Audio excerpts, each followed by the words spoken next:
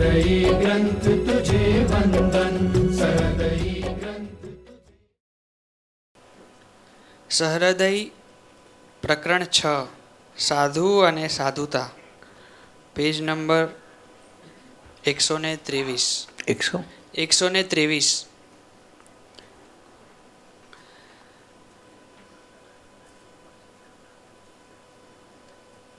સાચી સાધુતાના માર્ગે આગળ વધવા માટે ત્યાગીની સૂક્ષ્મ વાતો, સાધુતાને માર્ગે, ખાલી સાધુતાને માર્ગે નહીં, સાચી સાધુતાને માર્ગે. હું સાધુ છું, એનો ડોળ કરવા આંખ બંધ કરીને બેસે, ધ્યાનમાં બેસી જાય, ઉપવાસો કરે, વ્રત કરે, એક પગે ઊભો રહે, એ બધા આડંબરો છોડી સાચી સાધુતા, નૈસર્ગિકી સાધુતા, કોઈ જુએ કે ના જુએ, કોઈ રેકગ્નાઇઝ કરે કે ના કરે, પ્રભુના કાયદે, એક પ્રભુ સિવાય કશે રાગ નહીં, એ સાચો વૈરાગ. પ્રભુમાં જ રાગ, એ સાચો વૈરાગ. એવી સાધુતા પ્રાપ્ત કરવા માટે જે મંડ્યો હોય એ ખરેખરો ભગવાનનો પનોતો પુત્ર બને.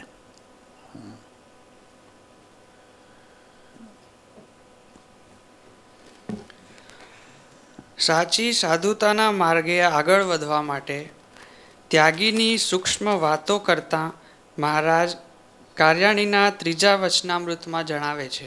કાર્યાણીના 3જા વચનામૃતમાં મહારાજે બારીક સાધુતાની માર્ગી સાચો સાધુ કોણ એ બતાવ્યું છે.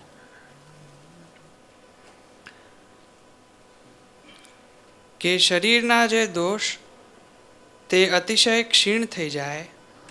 શરીરના દોષ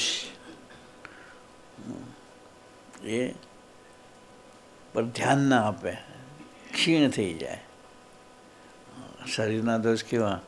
ધ્યાનમાં બેઠા આવીએ અને ખંજોર આવે, પણ નહીં, મારે ધ્યાનમાં જ રહેવું છે કે ખંજોરવામાં ધ્યાન ના આપે.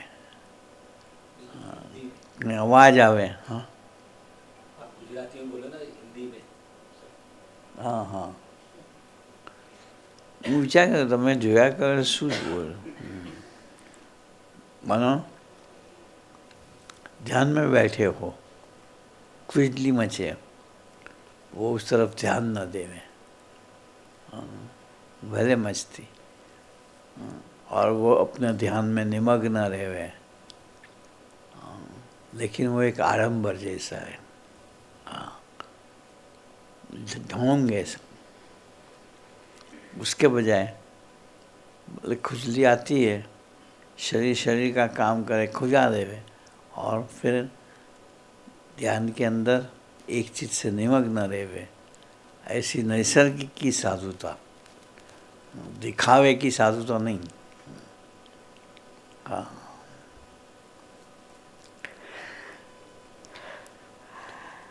શરીરના જે દોષ તે અતિશય ક્ષીણ થઈ જાય, તોય પણ મનમાં જે કામનો સંકલ્પ, मन के अंदर जो विषय का राग, वो टल जावे, वो सच्चा साधु है. जिसका विषय का राग भीतर से चला गया हो, सूख गया हो, खत्म हो गया हो, नीरस हो गया हो, वो सच्चा साधु है. તથા ખાધાનો પીધાનો ચાલ્યાનો, खाने का, पीने का, चलने का, प्रभु के कायदे से ही चले, प्रभु की स्मृति के समेत ही चले, प्रकृति के अधीन न चले.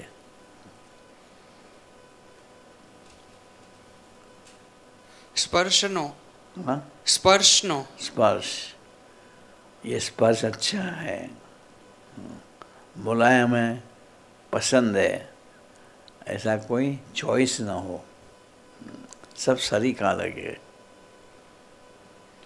इसमें इंटरेस्ट ही ना हो। स्पर्श करना भी पड़े, स्पर्श करके डिसइंटरेस्टेड होकर अब प्रभु की मूर्ति के स्पर्श के अंदर ही मन निमग्न रहे।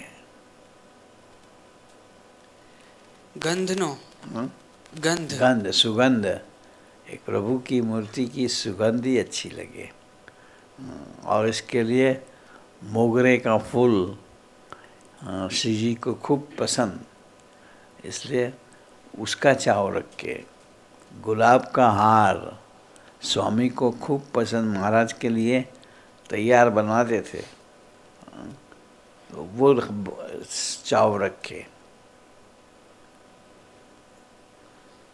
शब्दनो शब्द को भजन गाए, कीर्तन गाए, वो शब्द की रंग, महाराज की मूर्ति के वर्णन के कीर्तन, उसी में ही मन निमग्न रहे। तथा स्वादनो स्वाद, प्रभु को लगाया हुआ भोग, उसका ही स्वाद रहे। बाकी कितनी भी स्वादिष्ट चीज बनी हो, करी हो, इसके अंदर लोलुपता न रहे। भगवान का प्रसाद खाने के लिए ही हमेशा तत्पर रहे, लालायत रहे।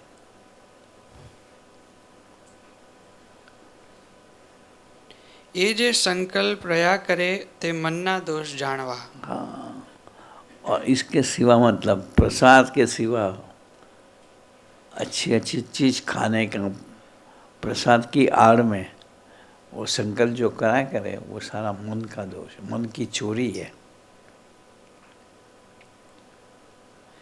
એ મનના અને શરીરના દોષ જાણીને यूं अनाज के खाने के और अपने देह के कंबाइन भावना के दोष देख समझकर શરીરના દોષને શરીર દમવે કરીને ટાળવા। व्रत करके, उपवास करके, धाना पाना करके ऐसे दोष टल जाते हैं वो, लेकिन शरीर का टलता है। हाँ, मन में से वो जाता नहीं। उपवास भी करा हूँ, शाम कब होवे और हम कुछ पी लेवे, खा सके, उसके ही मनन और चिंतन के अंदर मन रहा करें। અને શરીર ક્ષીણ થયા પછી જે મનના દોષ રહ્યા તેને વિચારે કરીને ટાળવા। हमारा शरीर सूक्ष्म हो जाए, कमजोर हो जाए, साथ न देवे, लेकिन मन में तो सारी वासना भरी हुई हो, मन में तो विषय के संकल्प उठते हो। हाँ, वो मुझे तो एक प्रभु के अंदर ही माल बनाना है, प्रभु की मूर्ति का सुख ही मुझे लेना है, उसके सिवा और सब जगह पे सुख नहीं है। सुख जैसा लगता है लेकिन दुख मिश्रित सुख है। शुद्ध निर्गुण सुख, निष्काम सुख एक प्रभु की मूर्ति का। जे हूँ आत्मा छूँ, मैं आत्मा हूँ, आत्मा को परमात्मा में लीन करके परमात्मा की मूर्ति सिद्ध करनी है। परमात्मा मूर्ति स्वरूप गुणातीत भाव को पा जाना है, जिसमें महाराज अखंड रहते हैं। गुणातीत भाव के अंदर महाराज अखंड विराजमान रहते हैं।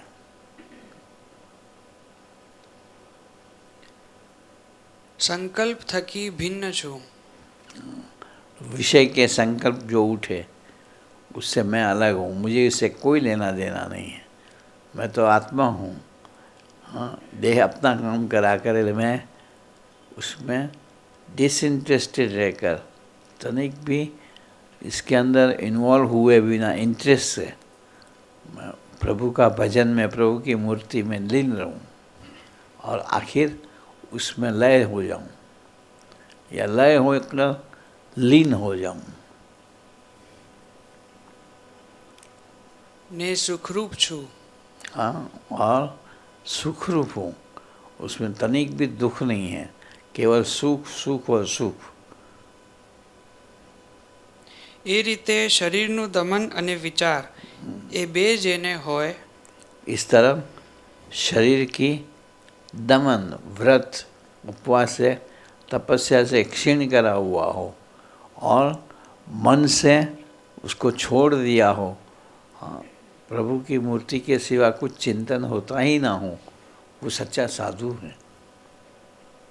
તે મોટો સાધુ છે। हाँ, અને એકલું દમન છે અને વિચાર નથી તો और તે सिर्फ कोई खाली शरीर को क्षीण कर ले लेकिन समझदारी ना रखे तो कभी न कभी फिर उसके अंदर फंस सकता है। તો તે ઠીક નહીં।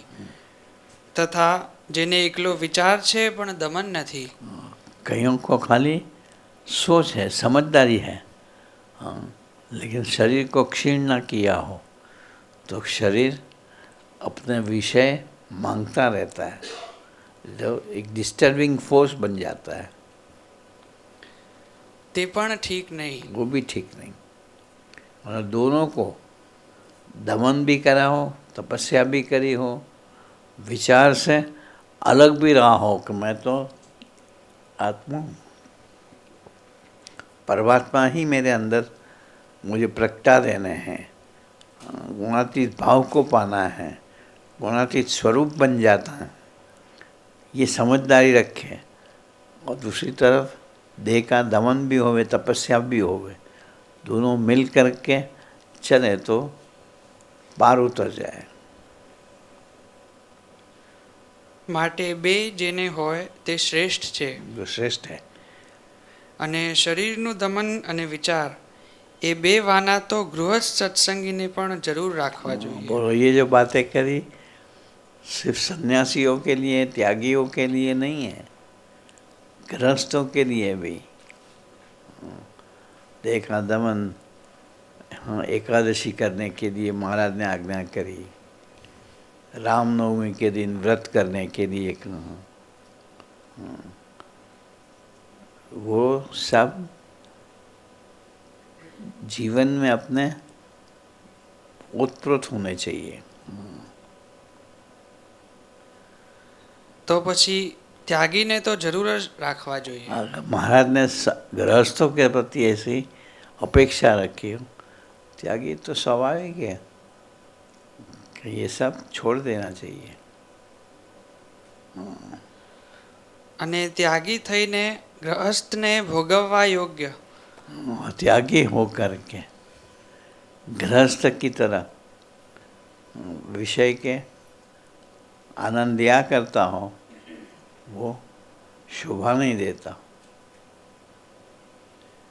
कल्याण के मार्ग में से भी गिरा दे, आध्यात्मिकता में से भी फिसला दे।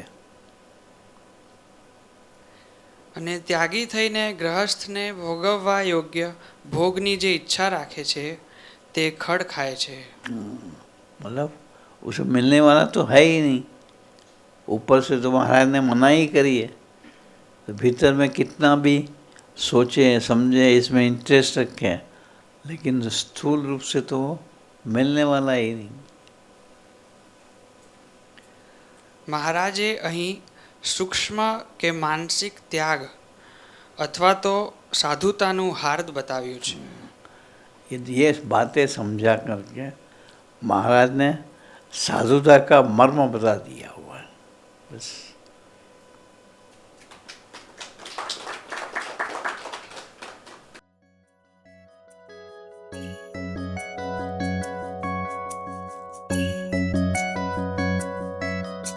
सहृदयी ग्रंथ तुझे वंदन, सहृदयी ग्रंथ तुझे वंदन, सहृदयी ग्रंथ तुझे